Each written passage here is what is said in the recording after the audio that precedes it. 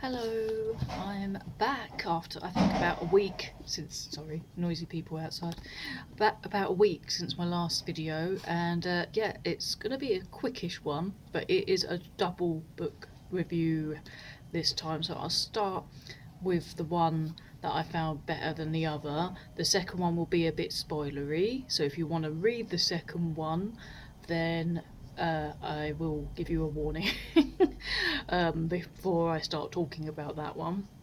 So you know from the start which books I'm going to be talking about. I'm going to be talking about this one, James Acaster, Perfect Sound Whatever, and which is a non-fiction one, and the fiction one is The Watcher by Ross Armstrong, which is the one that will have the spoilers. So if you don't want to know anything about this book, I'm quite likely going to say spoilers when it comes to talking about it, but I will say when I'm about to talk about this one, I'm going to talk about the other book first.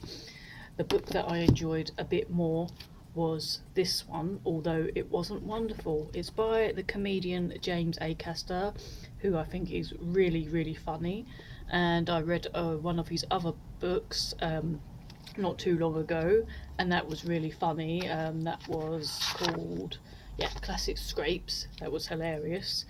This one is a bit of a different beast. He's basically talking about music from 2016, because he kind of went on an obsession in 2017 of basically collecting music for 2016. So now he's got this thing in his mind that all the music in that year is the best year ever. Kind of all brought on, it was a kind of a brought on obsession from splitting up with his girlfriend and a really bad year, basically, and it became like a comfort blanket for him, kind of. So this book is kind of a mix, because it's kind of partly about all these albums that he listened to in that year, but interspersed with his own personal stories of like those years for him, and like what he went through and all that kind of stuff. Now, I didn't really like the bit where he was talking about the albums, really, to be honest with you. I found it a bit boring, and I didn't know many of the albums that he mentioned at all, but I didn't really like the writing for those bits, so I wasn't too keen on that. The personal bits, however, I thought were really good and I really enjoyed. It still definitely had his kind of sense of humour in there, which was great. But also it was kind of, vulnerable and kind of good to read, that, you see people like comedians and stuff and you don't really realise, they obviously, they're not happy and laughing all the time. So yeah, in that respect, I really liked the personal part. I just didn't really like the music bit. If you are interested in the music side of this book, then handily he's put a bit towards the back where he's made a whole year calendar with an album a day, basically, that you can listen to from 2016, which I had a look at. I know a couple of the bands on there, but not many.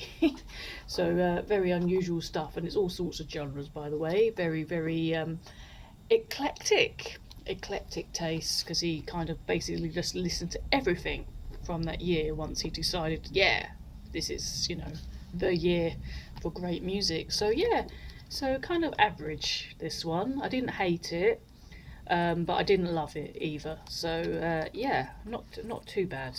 But yeah, so that's that one.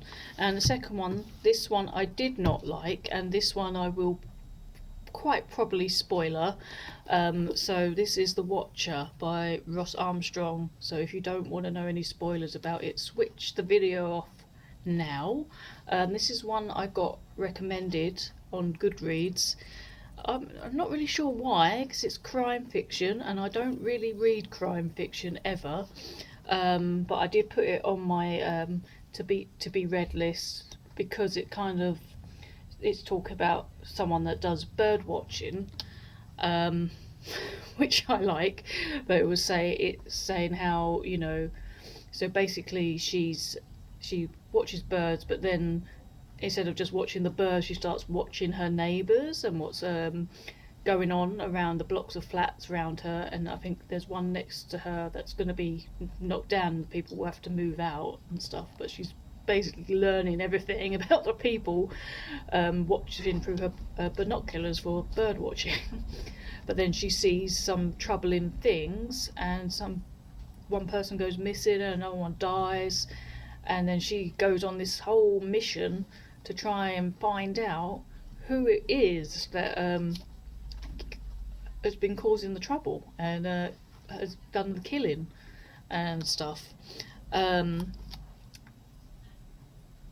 I didn't really like how it was written all through it, to be honest with you. I kind of wanted to see where it would go, and kind of, I don't really like not finishing books, but it wasn't, so terrible I couldn't read it, so I wanted to carry on. But I didn't really like it, and I could kind of, and this is where it gets spoilery, I could have kind of seen where it was starting to go, because it all felt not really real. That, her whole thing of like seeing her suspects and stuff, and the way she was seeing things seemed a bit illusionary. And so towards the end, it turns out she's got like amnesia. She suffered a loss, having lost her husband in an accident. But all along in the book, she's been saying about her husband being in the house and that she thought he was still there, but their relationship was kind of a bit not that good anymore. But towards the end, you realise the husband is not alive, and he's not been alive for quite some time. And loads of the things that she saw and stuff, everything, she's totally, she's blacked out, she's lost a lot of memories and stuff. And then I kind of thought, oh, well, maybe that's the end, it was all just a dream. But no, her dad comes to try and help her, and they start talking to the neighbours to try and find out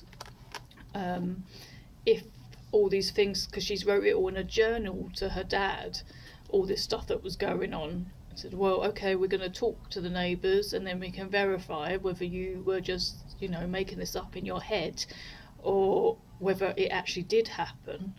And to begin with, when they're interviewing people, the neighbours and stuff, it turns out loads of stuff was not real, and it's looking more and more like it was just all an illusion, basically. But then something happens, and they catch on that somebody else, that what she suspected was the killer, is the killer. So it wasn't an illusion after all. So yeah, I didn't like the way it was written. It felt like that thing with her memory was coming, but then I didn't really like that, oh, well, actually loads of it was fake, but actually it is real. I don't know, it just seemed a bit of a rubbish ending to me. And I have to say, this one hasn't convinced me to read more crime fiction. I don't know if this is a typical example, to be fair. I'm not sure if I'll ever be into crime fiction, really.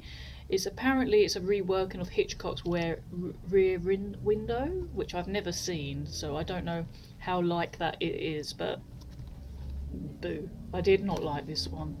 So yeah, so that's that. So so James Acaster, Perfect Sound Whatever, average. Didn't like the stuff about the 2016 music, which was about half and half of the book, and the other half of the book being the more personal side of his obsession with that music and kind of what led to it and the personal things that happened to him. And that bit I liked. And the Watcher, just rubbish. So that's it for this big book video. A bit longer than I expected, so that's those two. So let me know what you're reading in the comments, or whether you read either of these two and what you think of them. And if you read crime, maybe tell me what ones are actually better to read. I can't promise you I'll read it, but you never know. Maybe I will. Maybe I will. But yeah, this hasn't made me change my mind on that. So yeah, I'm going to leave it at that, and I will see you next time.